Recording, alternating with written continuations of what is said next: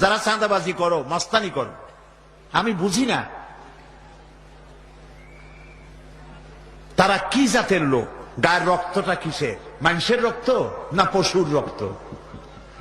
চাঁদাবাজি করতে যাও কি জন্যে?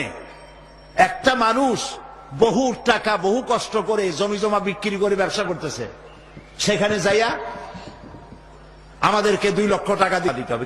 চাঁদাবাজ এবং মাস্তান যারা চাঁদাবাজি করতে যাও, মানুষের কাছে খয়রাত চাও, ও ভিক্ষা করে খাওয়া অনেক ভালো। মসজিদের সামনে একখান থাল নিয়ে বসে থাকো, যা আল্লাহর রাস্তায় খয়রাত দাও। দোকানদারের কাছ থেকে চাঁদাবাজি করা, বিল্ডিং কেউ নতুন বানাইতে পারে না, অমনি হাজির।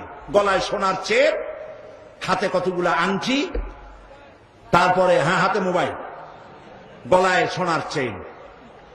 শহরের মহা উল্লুক জানোয়ার বলতেছে এখানে ইট ফেলাইতে পারবে না, রড দিতে পারবে না আমাদেরকে চাঁদা দিয়া। এটা কি মানুষ? বলেন মানুষ? এরা মানুষের সন্তান? এরা জানোয়ার, পশু।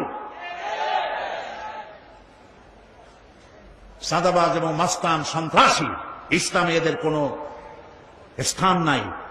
এদেশে যদি কোরআনের রাজ কায়েম হয়, সন্ত্রাসীদের মাথা কামাইয়া ঘোল ঢেলে দেওয়া হবে, যাতে মাথা ঠান্ডা থাকে। এই জন্য মাথা ঠান্ডা করিয়া বসে থাকবে। আর সকলের চাকরি দেওয়া হবে, কাজ করো আর খাও, চাঁদাবাজি করো না। শ্বশুরের কাছে চাঁদাবাজি করে, বউর কাছেও চাঁদাবাজি করে।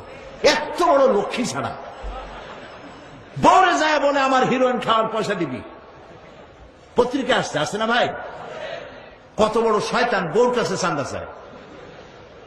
আল্লাহ এইসব চাঁদাবাজ, মাস্তান, অপহরণকারী আর সন্ত্রাসী জানোয়ারদের হাত থেকে আল্লাহ এই দেশকে রক্ষা করুন। বলেন আমিন।